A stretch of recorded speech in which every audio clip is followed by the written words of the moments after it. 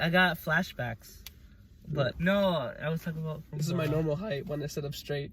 Oh my god, the black bars. Like you only see like I'm gonna be so bothered when I'm editing this. I'm like, oh my god, the black bars. You're probably cutting like your forehead and like all you see is like eyebrows and stuff.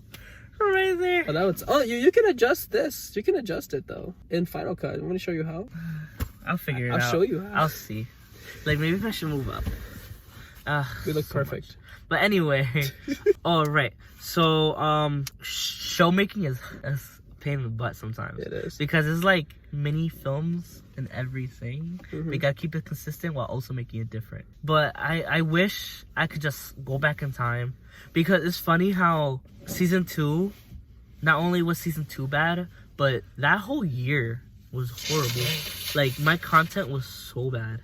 And like I was also going through like my own stuff, and that you could kind of like, you can tell that my videos and stuff, like they were lacking, like they weren't They're good. being affected. They were very effective. You can see it basically. You could see like they were not good, and that's why I even made the video of quitting. Like I was at a point where I just didn't want to do it anymore, and it was so bad. You felt like you had to. Yeah, I felt like I had to. I didn't have the motivation. I was like, I don't want to continue making crap that no one's gonna watch. And so, and then I felt like people, because some people thought I was talking about like, oh, I'm not getting views, this and I'm like, no, I was mostly doing it for like myself, but also my friends. And like I felt like no one was watching it. Like, except for me and Nelson. Maybe. Like after season 1, we just kept watching. I mean, yeah, you look at my YouTube history now and you see nothing of your content. Yeah, but no, that's not true. Rude. No, it's like sometimes I do. Yeah. If the title is intriguing. Wow. That's like the thing I don't even care about. I write whatever title. Like that's the thing, you gotta like have. I know. Even if it's like clickbait, like I want to see some cool shit. I don't know. Like AJX Weeks Exposed or something. Like oh my god, I did that. I did click on it. Right, that was after the New York trip. Yeah. Yeah, I exposed him because he didn't know my catchphrase. Outro. He said that. Oh, I watch your videos. And I'm like, okay, say what I say all the time. It's like, and I was like, to prove, I was basically making a point because I didn't want to think that I just recently did it or like it's only a certain thing. Like I do it all the time, and I've been doing it now for almost 3 years. This will make it my 3rd year doing Gesundheit. Is that the reason why you made that Gesundheit collabation? Oh it's basically to expose. Wow. That I do it. Oh. And that he didn't know my own outro. And I do it all the time. It was basically to prove a point. That's why I made it. I feel like making another one just to see how many more I've done with the old one, so I have it fully. But I'm gonna wait a little longer to making that. I don't know. Yeah, okay. A question that's been bothering me, no, not bothering me, but like, I'm just very genuinely curious, is before, like, for me personally, for example, when Opposite was being created, I was having a hard time looking at the title for the entire show, because before it was just reversed. Before it was, clone or multi-me, just stupid names. But and I settled down for Opposite. What made you settle down for Diane's Experience? Because she's a reporter, and she's getting haunted by a doll, and she's killed people. That's it. Yeah, that's her experience. But what made you say experience? What made that be the title? Okay, so to be 100% honest, when I was coming up with the story, it literally was just the first film. So there wasn't gonna be none of all that crazy stuff, because I just wanted to have a film because I'm gonna fuck, where's your phone? Use your phone. So basically I just want, dang, they're both burnt out. Yeah, they burned out. So basically I you had a film, Nelson had a film, I didn't have a film, and I'm like, I want. Is that gonna have it? This looks depressing. Oh my god! Hold on, let's put it like. Oof, no. Like right you here. Can't put it there. I can put it here. Or will it fall? Why would you have it that way? Have it this way. There you go. Oh, that works. Let's put it on your side. Okay. Okay. Fuck, I thought it would like brighten it more. You know what? Whatever. You know what? Livy. It's gonna have bad quality though. But that's fine, man. Whatever. You still see lights. Anyway. Okay, so do we still need this? Yeah. Yeah, kind of. Yeah. How about this? Okay. This is fine. This is fine. This is creepy. It's fine. It's fine. Anyway, but Yeah, it was originally just gonna have one film. It was just gonna be a quick film that I wanted to do because everyone had a film but me. Mm-hmm. And I was like, okay, I have a show, but I want to have a film. Like, that's so cool. So I was like, okay, Diane's gonna have this like journey. Like, it was not like that was literally like the thing that came to my head. Like, it just came to me, and that's a lot of my show titles and things that I make. They just come to me, usually right after. So I wrote the script. It was really going to be shorter, and I didn't even know I was gonna use the warehouse. Originally, it was gonna be at a house. But I like that I used the warehouse. I liked it too. It added atmosphere. I just wish I had a better tripod because I had the very skinny, small tripod that didn't go up that high. So the angles were very limited. That tripod. Yeah, that very flimsy ass very tripod. Flimsy. And I knew the doll. I knew what doll I wanted because it was my sister's Beanie Baby. So yeah, I knew I wanted a doll. I knew that, but like I didn't have all the like the details of what the story was. I just knew that Diane goes on this little journey being a photographer, and she discovers a doll that haunts her, and then she just tries to send it away, and then boom, the end. That was it. But then I was like, let me make a jump scare at the end of it. And I'm like, damn it, why did I do that? Now I feel like I should make another one because it feels open-ended. It feels like a sequel. Yeah, it feels like open-ended, like, oh, the doll's still there. So I'm like, okay. So I basically made the second one, which is kind of the same thing as the first one, if you think about it, but with more characters.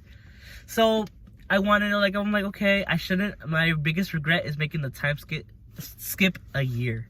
I feel like that was too big of a time skip. You think so? Why? Like, you think so? No, I thought I thought you were like, yeah, you think so? No, I'm generally saying, like, I thought it was good. Well, I mean, it makes sense because I did move between films. Mm-hmm. So it would have been weird if it was only a few months and they just randomly moved. So I felt like a year was fine. I mean, we didn't really show the house, which I'm glad I didn't do because the third one we do see the house more. So it felt different from the first one because the second one, because we only saw my room in the second one for like maybe a minute. And the rest of the film, I was like, she's gonna send the doll she's gonna send the doll away again, but this time the doll took Brian with her. Mm-hmm. And I'm like, okay, I knew I wanted to make a third one, but I'm like, maybe I should just end it here. So that's why, like, in the description, I'm like, this might be the end. Like, I was actually serious. Like, I didn't think of making a third one. But I'm like, I didn't want to just leave Brian there. And we don't know really anything about this doll. And it's already 2 films in. So that's why the ending scene for season 2. Oh my god. For film 2, I added the kind of backstory to kind of try to close the chapter. So I basically tried throwing backstory at the last minute of the film. And it kind of works out for the third one. And I was like, okay, you know what? I'm gonna make a third one, and I know exactly how to do it because she mentioned the man and stuff like that in the second one, and boom, we see who the man is. Yep. But yeah, that was how Diane's experience came to be. But the name itself, it literally just was a title that just came to me. I didn't think hard about it really. Just I don't know. Same thing with Gesundheit. It came out of nowhere, and I just stuck with it since. Literally in the video I made my first Gesundheit, that literally was spot on the spot. I didn't think about, oh, I should make an outro thing. Like, that was just, I was like, Gesundheit, and that was it. But let me see, what about you? Well, I have one more. Oh, really? Oh yeah, I have a lot.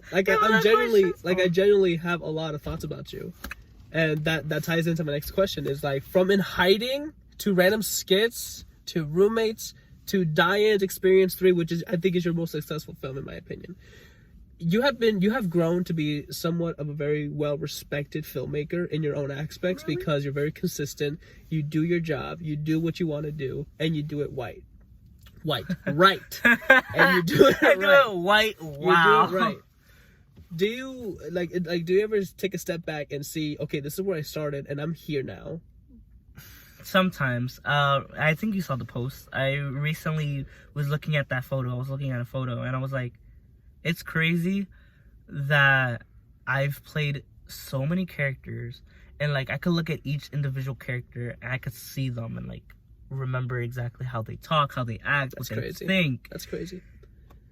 Albert's still a little hard to think about. Well, Albert You Crouch haven't gave me a fleshed out character. That's what Albert Crouch is for. Jesus. But anyway, like Diane and all that stuff, like all the characters, and that's why I'm like, I hope I'm able to convey what I like can see in my head. I'm hoping I could convey it in a way, like, you know how Diane speaks, you know how Diane acts for the most part, for like when she's not like acting as well, when she's like just in skits, and how that's like her canon personality, and like everything else is acting, like how I am.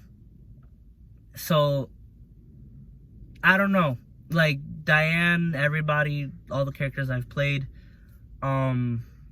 they were all, I just wanted to detach myself from being me and having just other people, but I was kind of forced into doing it by my own self. Does that make sense? Yes. Because You force yourself. I had to force myself into doing that, because nothing will get done if I didn't just do it myself. And I feel like it's strong but also weak at the same time, because like I originally wanted my stepsister to be Michelle, right? Yeah, I remember that. Melissa. Yeah. But she didn't want to do it, but I still wanted to. I kind of already announced the show.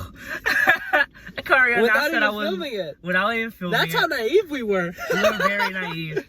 I was like, hey guys, I'm already writing for a show and stuff. And it was in April, because the show started in May. Mm-hmm. But like it was in April, and I was like, it doesn't even have a title yet. It didn't have a title. Wow. I actually recently looked at a thing I was doing, and I realized that the original script was different from how the show came out in season 1. It happens. It'd be like that. And I was like, wow, this is so different. And what I remember, like when I announced it, I had a different idea of what the show was gonna be. It was gonna be like a comedy. Thank God it wasn't, but at the same time, I kind of wish it was, because I feel like when I try being too serious, it just made it worse. Because season 2 is a joke. Season 2 is a joke. Oh my god. Okay. Even though that has the most lore, That's the issue. season 2 has the most lore, and I had to keep it consistent because I had to keep it 6 minutes every episode, and I had a horrible tripod. I feel like if I had different angles and I just shot things better, I feel like it would have improved so much, and I would be proud to call it the season 2 and like being part of In Hiding and the whole show itself. But oh my god, like I was, I told Nelson and Joe about this.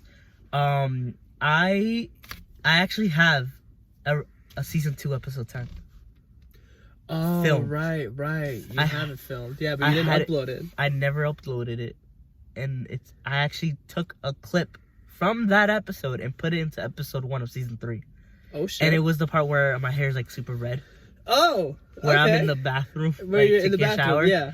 Yeah, that was filmed in episode 10. Like that was gonna be the episode 10, and that episode was gonna close out the whole series, the whole season. And it was the most laziest thing I could do. It literally was like, Michelle's dead.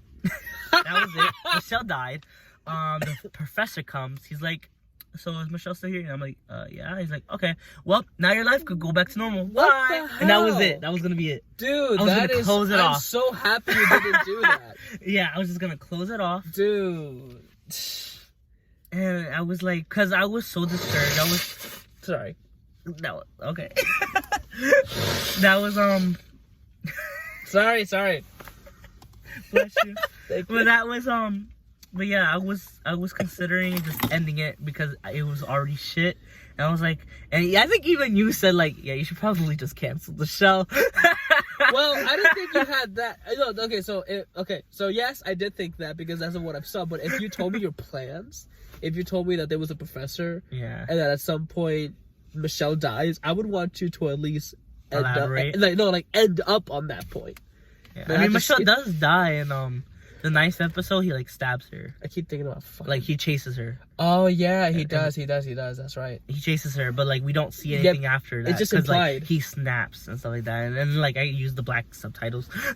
It's just implied So, like, that she got stabbed. And then, but I wanted to continue it. But my hair was already red, so I had to wear a wig and stuff like that to kind of like convey like it was in the same scene for episode 1. And I knew how I wanted episode 1. And I really did want a shot for shot kind of thing of episode 1 of season 1 because episode 1 came out on the anniversary of the first season. Oh. So to kind of contribute with it, a lot of the shots in the beginning are parallels to each other.